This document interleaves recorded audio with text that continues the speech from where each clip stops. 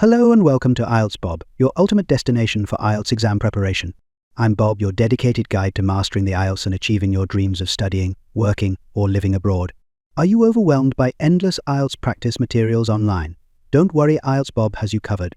Here you'll find top-quality practice tests and expert tips to sharpen your reading skills and boost your confidence for exam day. In today's video, we'll dive into an IELTS listening practice test with answers.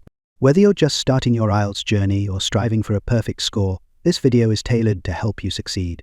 If you find this helpful, don't forget to like, subscribe, and hit the notification bell to stay updated with the latest IELTS tips and practice materials from IELTS Bob. Let's unlock your potential and make IELTS success your reality. Are you ready? Let's get started.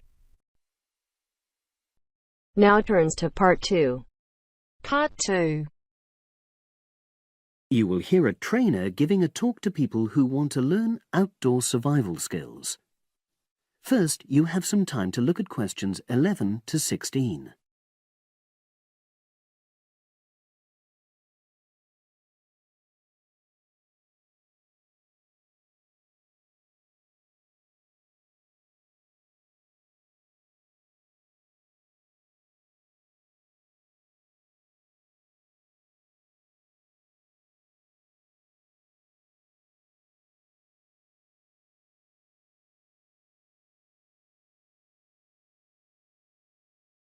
Now listen and answer questions 11 to 16.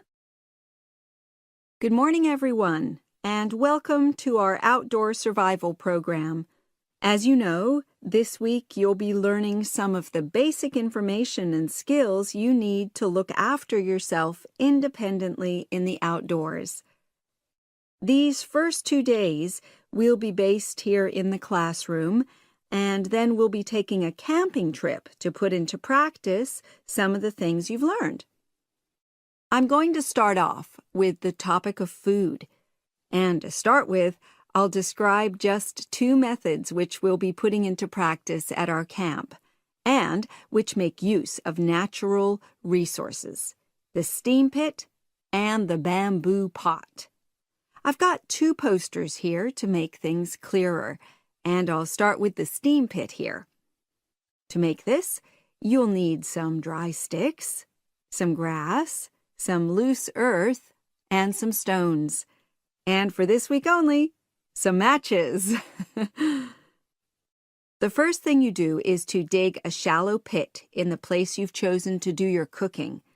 Let's say about 25 centimeters deep and 30 centimeters wide.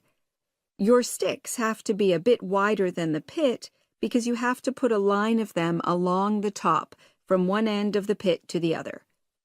Before setting light to these, you take some large stones and arrange them on top. Then you start the fire and wait till the wooden platform burns through and the stones fall into the pit. At this point, brush away any pieces of hot ash from the stones. You can use a handful of grass, and then take another stick and push it down into the center of the pit, between the stones. After that, you cover the whole pit with a thick layer of grass. And then you can put your food on it, wrapped in more pieces of grass, like parcels. Finally, cover the whole thing with earth. You have to pat it firmly to seal the pit. Then all you have to do is take the stick out and pour a bit of water into the opening that it leaves. It should take about 4 hours for your food to cook, as it cooks slowly in the steam that's created inside the pit. Now you have some time to look at questions 17 to 20.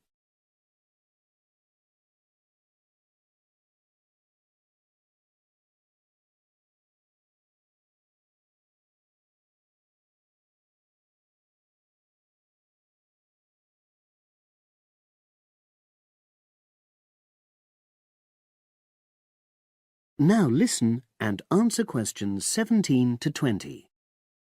So, simple but effective. The other method you're going to practice this week is the bamboo oven. Now, the steam pit is ideal in certain conditions because the heat is below ground level. For example, if there's a strong wind and you're afraid a fire might spread. But when it's safe to have an open fire, you can use the bamboo oven method. You get a length of bamboo, which, as you probably know, is hollow and consists of a number of individual sections with a wall in between. You use a sharp stick to make a hole in each of the dividing walls apart from the end one. Then you lean the bamboo over a fire, with the top propped up by a forked stick and the bottom sitting on the ground. You pour enough water in the top to fill the bottom section, and then light a fire underneath that section to heat the water. Then you put your food inside the top section, and the steam coming up the bamboo through the holes you made cooks it. I'm going to move on now to food itself and talk about some of the wild plants you might cook. I'm going to begin with fungi. That's mushrooms and toadstools. I'm sure you'll be aware that some of these are edible and they're delicious, but some of them are highly poisonous. Now, whether they're poisonous or not, all fungi that you find in the wild should be cooked before eating, because that helps to destroy any compounds in them that might be mildly toxic. But be aware that any amount of cooking won't make poisonous varieties any safer to eat. Unless you can definitely identify a fungus, you should never eat it. It's not worth the risk. And you need to be really sure, because some fungi that are poisonous are very similar in appearance to certain edible varieties. They can easily be mistaken for each other. So, having said all that, fungi are delicious when they're freshly picked, and although they are only moderately nutritious, they do contain minerals which the body needs. I'll move on now to leafy plants, which are generally... That is the end of part 2. You now have half a minute to check your answers. If you enjoy this content, please like and subscribe. After subscribing, please leave a comment below saying subscribed, and we will respond as soon as possible. By subscribing, you're supporting our mission to help others achieve their IELTS goals. Thank you so much for your support.